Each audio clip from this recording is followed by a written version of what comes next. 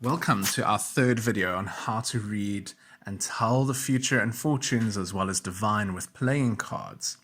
For those of you who haven't seen the previous lessons, maybe just go and summarize the introduction in lesson 1.1 and 1.2 because we're going into lesson 1.3 now. This system was put down by Dawn Jackson originally in a three-part series called For the Witch, or she called it actually for the wise and subtle art of reading cards. And then the first section, which we are currently still busy with, called For the Witch of Poor Memory, and then For the Witch of Middling Memory and the Witch of Exceptional Memory, as well as some writing on card combinations. Dawn herself is a practitioner of the old religion, and it is a privilege to bring you a system that can be used within the context of Wicca and paganism, as is the way that I've been raised and brought up throughout my life.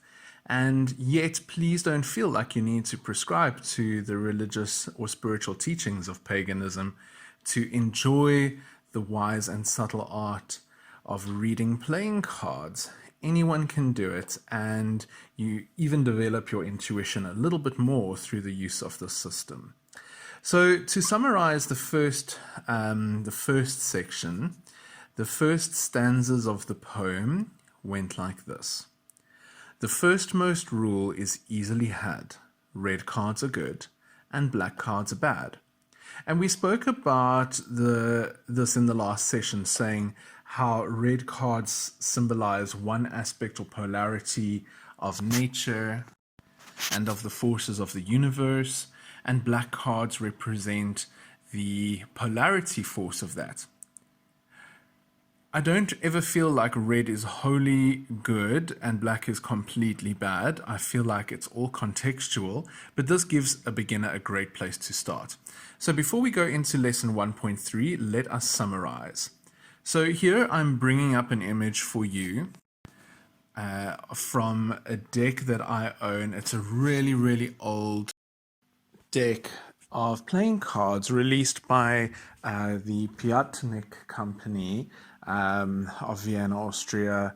And these cards are about 3 centimeters across and 6.5 centimeters down. And I still haven't been able to find the year of their printing, but they look like they were probably done somewhere in the 1920s or a little bit before then, and have gorgeous, gorgeous gold edging and outlays. And I'm very, very fortunate to have found this set in an antique store about 10 years ago. As you find yourself growing with your interests in playing card reading, you'll often find that you can't help but collecting new decks of cards all the time wherever you go in the world. And what a beautiful gift for people to give you when they come back from their travels. So to summarize, we can have a look here at the combinations of cards. Red, black, black means a fair beginning steadily worsens and turns foul. Black, black, red, a light at the end of the tunnel. There's hope, right? Red, red, black, a problem is on the horizon.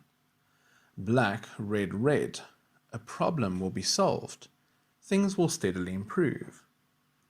Red, black, red, a small delay or problem will be overcome.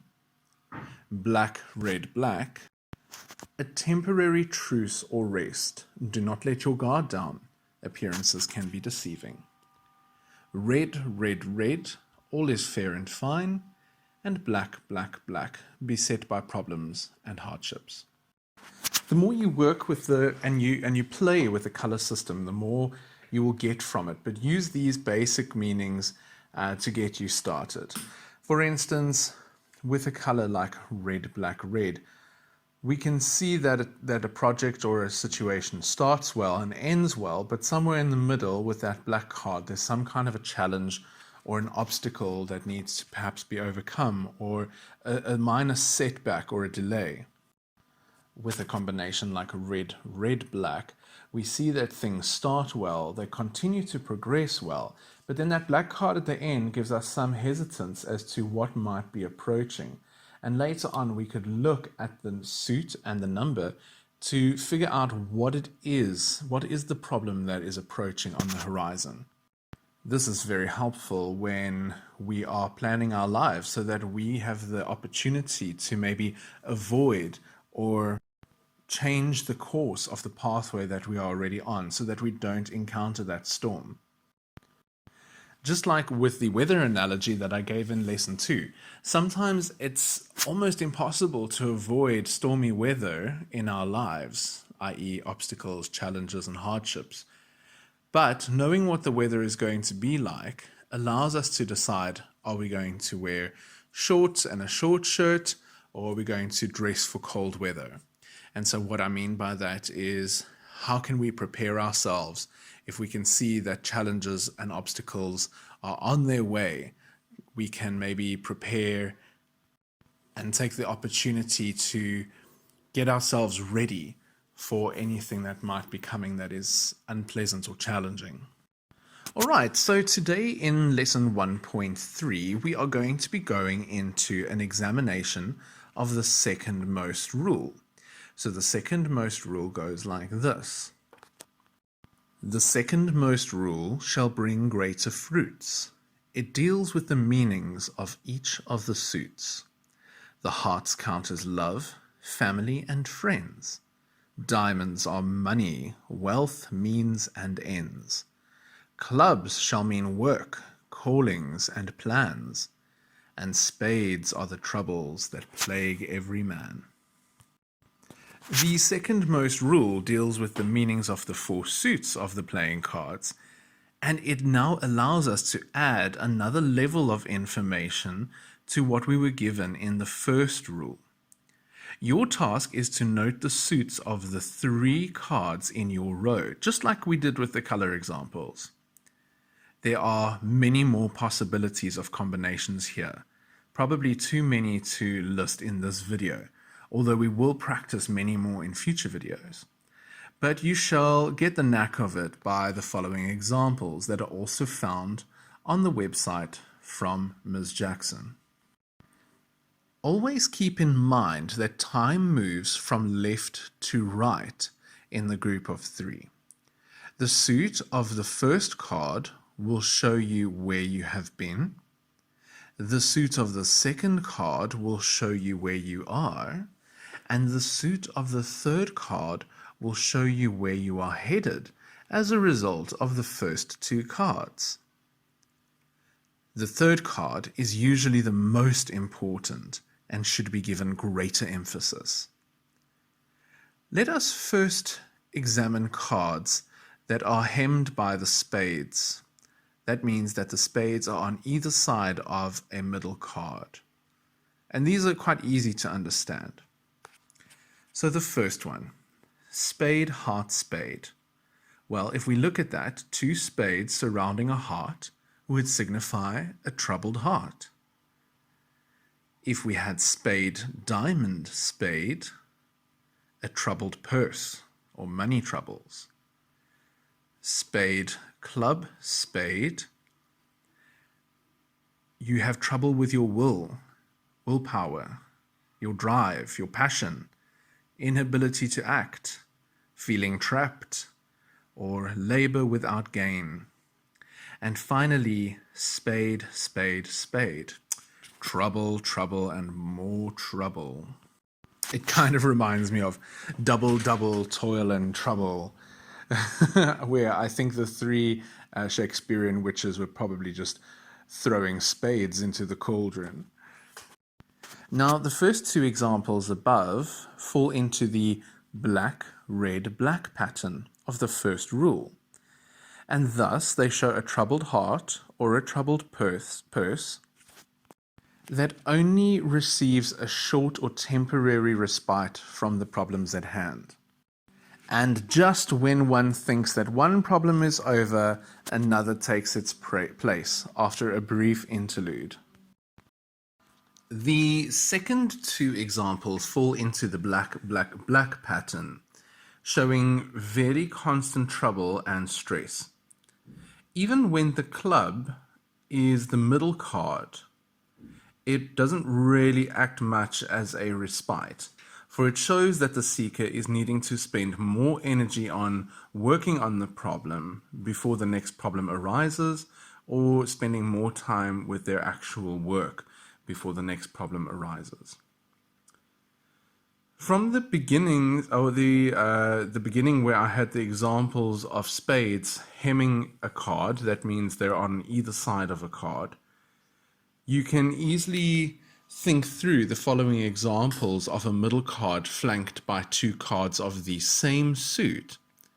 Refer back to the combinations of the foremost rule 2 as you will examine the examples below.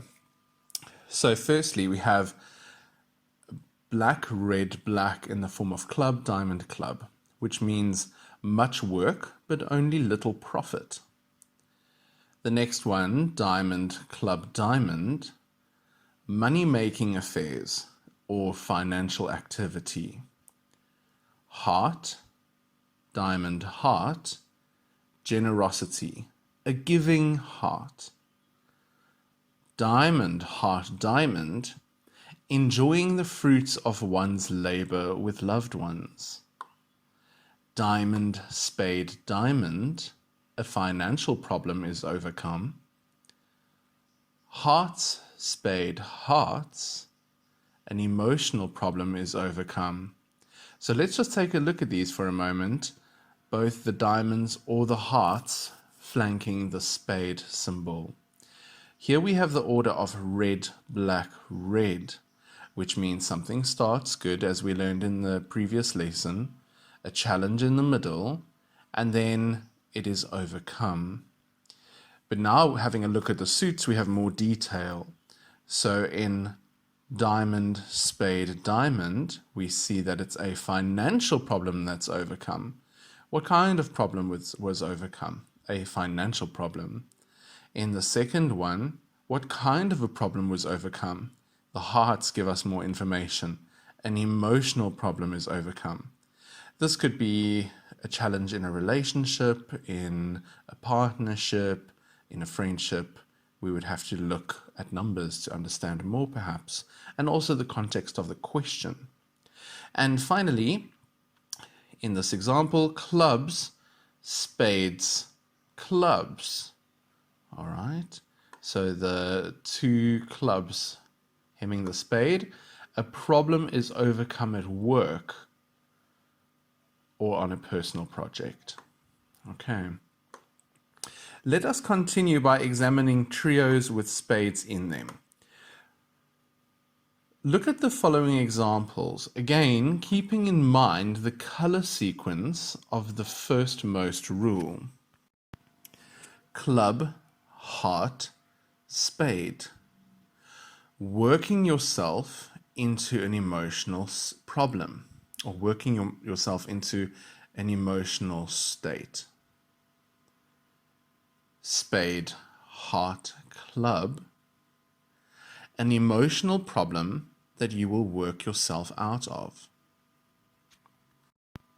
Or an emotional problem that requires a lot of hard work. Still looking at the order left to right. Heart, spade, club, an emotional problem that you will have to work out of, but slowly. So it's similar to the previous, but because it starts with a red and ends with two black cards, we can see that it's something that was good, steadily progressing into negative or challenging. So we see that because the spade is next to a heart, it's an emotional problem, followed by a club, that will require a lot more work, or that you will need to work yourself out of. Or if we get a feeling for that sentence, an emotional problem brings deeper anxiety or stress. Note that because the first trio above with the spade, or should I say ends in the spade, means that you are working yourself into an emotional problem. So the spade is at the end, you're working yourself into an emotional problem. In the second trio, the spade came first, so the problem is being overcome. In the third trio, the spade is in the middle, so the problem will be overcome, but that spade will slow down your efforts. Replace the hearts in the above example with diamonds, and you will have the following: club, diamond, spade, working yourself into a financial problem. Spade, diamond, club, a financial problem that you will work out of, or work yourself out of. Diamond, spade, club, a financial problem that you will work yourself out of, but it will take a lot of time and it will be a slow process. Let's examine a few more examples, but this time with clubs starting the trios. These are very easy to grasp. Club, spade, spade, working in the wrong direction. Obstacles are ahead. So you're probably working on the wrong goal. Club, diamond, diamond, you are working in the right direction for financial success. Club, heart, heart, working in the right direction for emotional success. So you're on the right path maybe in your relationship, or this friendship began requiring work at the beginning and is just becoming sweeter and sweeter. Note that whenever a heart ends the trio, it is a very good sign. No matter what the first two cards of the trio are, showing stress or hard work or financial struggles, a heart at the end will show that the problem will be easily overcome, or at least fairly easily overcome. For example, diamond, spade, heart.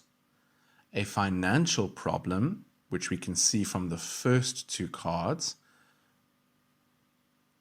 the diamond and the spade, we have a financial problem, but it ends up well. We've got a red card at the end and it's a heart, so a financial challenge is overcome. Compare the above example with the one given above with the diamond, spade, club. Because the example above ends with a heart, the problem is easily overcome. But when the trio ends with a club, more work will be needed. Simply remember the easy meanings of the suits, and that timing in a trio of cards moves from left to right, and you shall really hit on the correct interpretation. Again, do not simply jump in and begin interpreting the meanings of the cards. Just stop for a moment. Note the sequence of the colors. Then go deeper and look at the sequence of the suits. As you can see, with just the firstmost and secondmost rules, one can actually glean quite a lot of information from a trio of cards. So let's summarize. For the Witch of Poor Memory, the firstmost rule is easily had. Red cards are good and black cards are bad. The secondmost rule shall bring greater fruits. It deals with the meanings of each of the suits. The hearts count as love, family, and friends. Diamonds are money, wealth, means, and ends.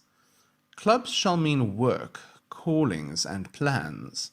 And spades are the trouble that plague every man.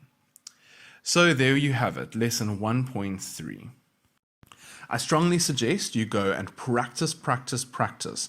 If at any time working with the suits becomes too challenging, revert back to the colors and then work back into the suits. If you really struggle, just make a question mark in your journal and you can always come back to it later. Don't work too hard. Practice and let your practice be fun and enjoyable. Ask imaginary questions and ask the same question and lay out different combinations of 3 cards, answering that question over and over in different ways. Remember that the suits have to have a wide range of meaning. Each suit has to take up 25% of the human experience. So, a heart card would often pertain to love and romance, but in a reading about selling your house, a heart card could mean the actual house itself, or a positive happy ending, or that the situation affects the person emotionally. Clubs mean work, but it could mean not only your job or career, but also the work that we put into the projects in our life, the effort that we put in, such as physical fitness or exercise. It also represents callings, which means messages or the direction that you are going in life. Perhaps even news. And plans. Your vision, your understanding, your goals, your lists. So look at those meanings and go deeper into each one. Spades, of course, being the troubles that plague every person. Well, these troubles could range from light anxiety or worry all the way to death and illness. We have a whole range of experiences in life that could be troubling for us. So there you have it. Go and play with the 4 court cards. Remember, soon we're going to be doing an exciting series or a video on some of the magic behind how the season of the year is linked into the playing cards. So keep an eye on the channel, click the notification bell so that you can get a notification when the next video comes out.